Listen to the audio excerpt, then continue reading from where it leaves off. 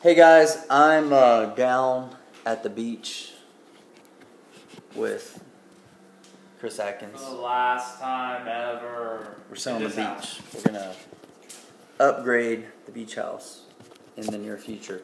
And we got my Breakthrough at the Beach shirt on.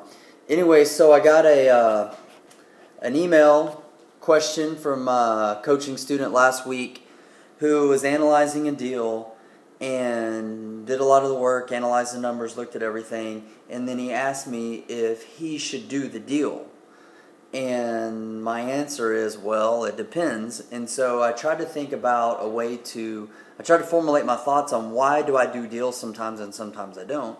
And then also to create a kind of a formula or equation that you guys can use to analyze whether or not you should do a deal or not. And the funny thing is, like this, basically it's like a 3-point checklist. Kind of works for other areas of your life and decision making as well, if you look at it that way.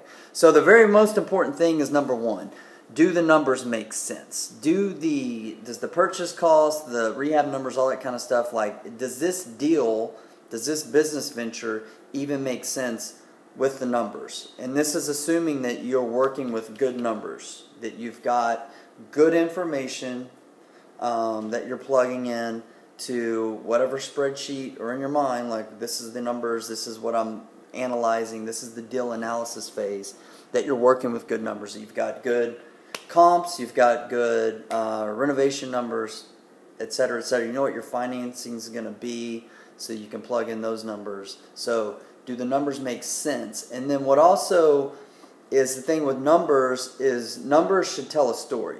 You don't have to be a mathematician, which I'm certainly not, but you just need to know the basics of what is the story that the numbers are telling. And also a couple of things like I add into this this first phase is like, what is the conditions of the market, like the general overall conditions of the market. Is this good timing in the market? You look at numbers in terms of the amount of inventory that's on the market in that particular area. So to review, number one, do your numbers even make sense? Because if the numbers don't make sense financially, you don't do the deal. Second thing, assuming that your numbers make sense, does the deal excite you? Let me shut that up. Does the deal excite you? Are you excited about it in terms of like financial excitement and just overall for the project? So what I found is like when I'm not excited about doing a deal or doing a venture, doing a partnership, things like that, if I'm not excited about it, like I find that I will kind of like lose momentum, sputter out a lot quicker than whenever I'm excited about a deal.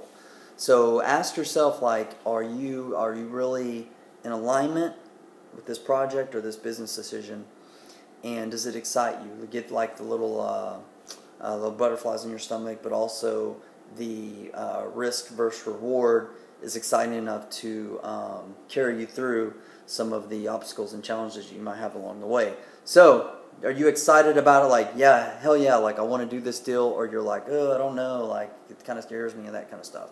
And that's the fear bug. So we'll talk about that now. And the third thing is this deal really viable for me right now? And what I mean by really viable, like, are you really believing that you can do this? Or is this some far-fetched dream? Have you been doing the necessary work to put you in position to do this deal? So part of this comes to the mindset. So if you're having the fear thing like that, a lot of times like fear is a liar, and those of you guys who work with me know that. Like we know, like fear generally is lying to us. And so that goes back, like when numbers make sense, timing, all this kind of stuff. If that makes sense and you're still scared, then you'll go to number 4 in a second. I'll talk about that one. But for right now, like if the deal is viable or not, is asking yourself, like, one, am I prepared mentally, like I can focus on this project? Do I have the time and energy necessary to focus on this project? I've got the financing lined up. I've got either the skill sets to either, like, say for example, manage this rehab, or pull upon leverage skill sets of other individuals and people to assist me to get this job done. And that you're willing to just commit, because if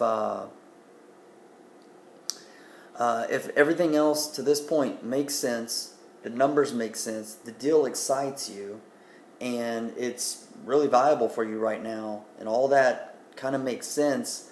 But then if you don't pull the trigger, if you don't do the deal, then you got to see number 4, which is like, like if 1, 2, and 3 check out and you still don't do the deal, like you really got to ask yourself some of those tough questions, like, am I really committed to this? Am I really looking to be an entrepreneur or a real estate investor? Because when all those 3 check out, if you still don't do the deal, like, you got to ask yourself, like, maybe you're in the wrong line of business.